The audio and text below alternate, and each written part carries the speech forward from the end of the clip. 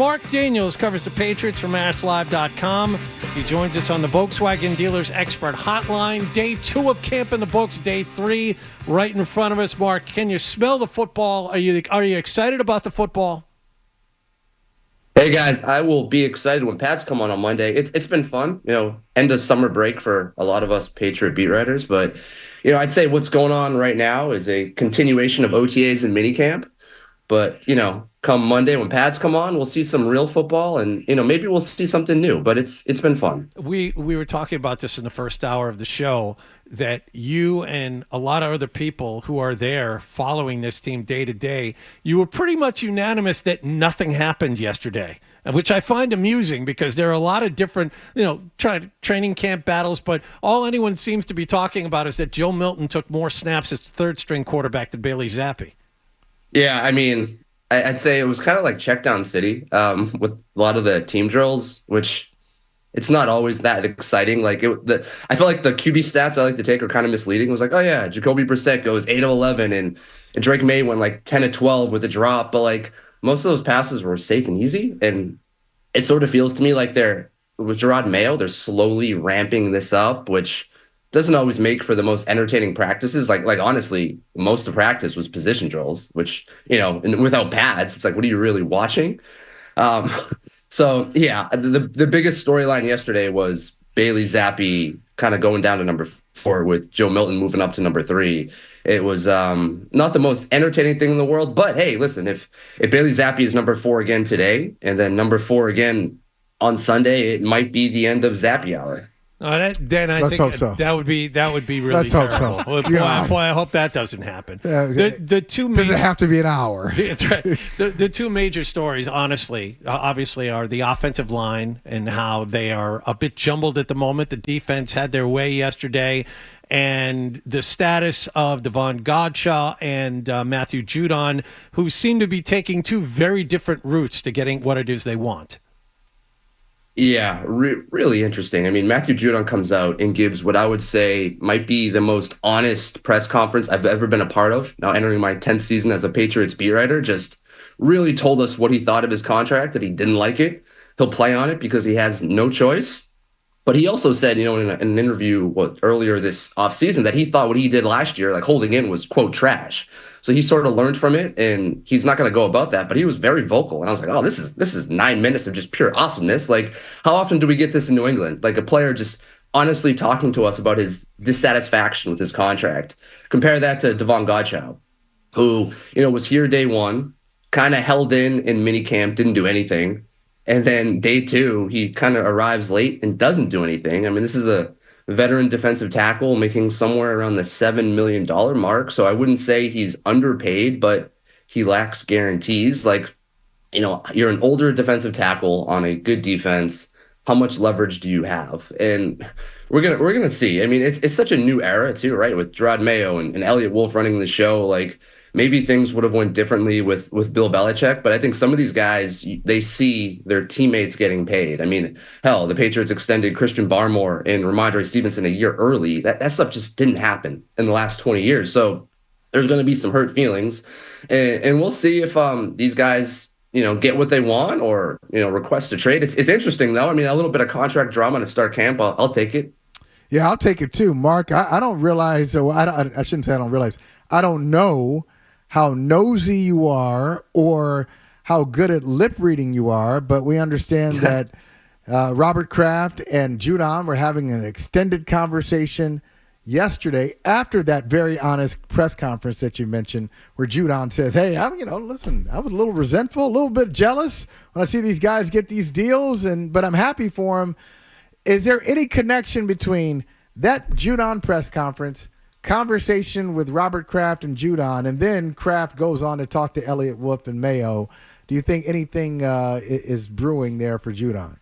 It didn't seem like a coincidence. It was very interesting. It happens, right on the practice field in front of the media and fans, that he does talk to Matthew Judon, and then his next conversation is with Elliot Wolf and Gerard Mayo. Like, yeah, you like to think so, right? You like to think that there was a connection there, but I would imagine Robert Kraft was telling Matthew Judon like how much he appreciates him, and he hopes they can get something done. Like, listen, Matthew Judon has been the best player on the Patriots roster the last 3 years, which is, kind of crazy, really. Like, you think like the post Tom Brady era, like the best player here has been Matthew Judon. And You think so though? You really I mean, I know the stats say that, but there's some competition. Defensively, we talked about it a bit yesterday. You got Barmore out there. You got Peppers, Right. Duggar. Hell, I mean, I think Bentley. Quiet. We never talk about Bentley. Bentley has been fantastic too for them. But you think Judon clearly is like the number one guy the last 3 years? Yeah, and maybe the last 2 out of the 3. I mean, he played 4 games last year, and I think Christian Barmore was the best player on the team last year with Judon hurt. But the previous 2 years, he had 12 and a half sacks and then 15 and a half sacks. He was an absolute beast in 2022. But a guy like that, like, sure, you'd love to see the organization, show him some love. But the problem is he's about to turn 32 years old. He played in 4 games last year, right? Entering a contract year. He has absolutely no leverage. Maybe some type of compromise is in the works where they'll give him some type of bump. Or what did the Patriots do with Tom Brady the last year of his contract when he was unhappy? They gave him some incentives to like try to hit. Like, all right, you were injured last year. See if you can reach these type of numbers and you can get more money. Maybe some type of haircut like that would help out the situation. But I'd say Matthew Judon has some star power. The red sleeves, the red sleeves, I'd say in the post Tom Brady era has brought this team some star power, and they very much lack it right now. Tyquan Thornton was, by all accounts, the best receiver at camp yesterday. Oh, let's hear it. Jalen Reagor's catch on day one seemed to be the headline. Let's hear it. Play him. Start him. How concerned should we be about the wide receiver position on this team? If this was like the 3rd week in August, I would be very concerned. It's been interesting, though, because Kendrick Bourne's on the PUP list. Mario Douglas is limited with a hand injury, so he's not participating in team drills. So, like, listen, someone has to catch passes, and who's going to be consistent out of this group? And I'd say through the first 2 days, the most consistent player not wearing pads has been Tyquan Thornton, right? And it's not completely unheard of that he plays well without pads, right? And he has really, really fast. Yes, wow. he's popped off in training camp before. The thing with him, though, when pads come on Monday, can he keep it up and can he stay healthy? Because, guys, he didn't stay healthy in minicamp. That was the thing. He had a strong spring. He looked good in OTAs. He was probably one of their best receivers in OTAs, but he didn't finish minicamp. And that's kind of his thing. I mean, last year, he made a diving 40-yard catch from Mac Jones and injured his shoulder doing so and ended up on the IR. The year before, he had a decent preseason for a rookie. First preseason game, breaks his collarbone. Yeah. So this guy has to show, 1, that he can stay healthy, but 2, that he can get separation when he has the pads come on. So sort of a similar story for Tyquan Thornton. And I get why everyone's rolling their eyes. But yeah, Tyquan Thornton, Jalen Reagor, and I'd throw in the rookies there too. Jalen Polk and Javon Baker have probably been their 4 best receivers. The names I have not mentioned are Juju Smith-Schuster, who I'm not sure he can separate guys, which is not what you want to see from your highest paid receiver. And KJ Osborne has been okay, but I want to see more from him. So there's a heavy roster battle going on right now between that, 4th and 5th and 6th receiver spot in the team. Can you see a world where Schuster does not make this team? Yeah, absolutely. They have enough cap space; they could eat the $12 million. You know what I mean? Like, he doesn't bring special teams value. He's not getting open consistently, not wearing pads. Like, listen, Juju Smith-Schuster isn't a bad guy, and I've been told that like younger players really like him. He's been around, he's had some success, he's been, he has like good words of wisdom. That's great. He's like a good locker room guy, I've been told. But if you're making $12 million and you're not getting open, wouldn't you much rather just take a chance with, honestly, a Tyquan Thornton or a Kayshon Boutte or Jalen Reagor, who had a kickoff return touchdown last year in Buffalo? Like, he brings special teams ability at least. Like, so I'd rather take a chance with those guys than Juju if Juju can improve here. Put a percentage on this. What percentage chance does Drake Maye have a chance? What percentage chance does Drake Maye have of being the starting quarterback in a month?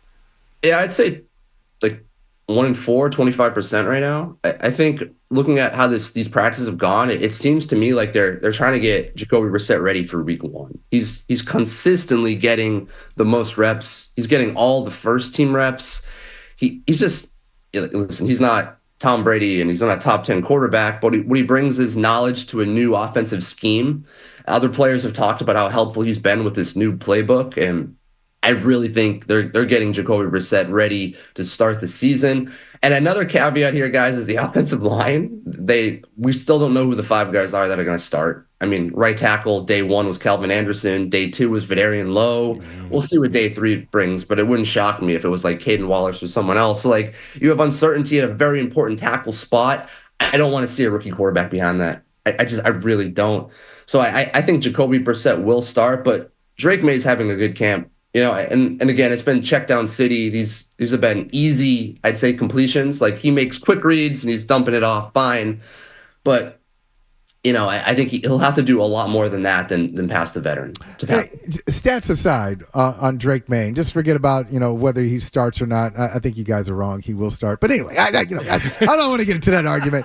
Okay. No, I wonder, Mark, just what you think of him physically. Like, what did you think of him as a prospect? What did you think when the Patriots drafted him? Just your thoughts on Drake Maye in general, and what you think his upside is. Yeah, I'm really excited. He's a lot bigger than the guys who were back there last year, and Mac Jones and Bailey Zappi. He's more athletic.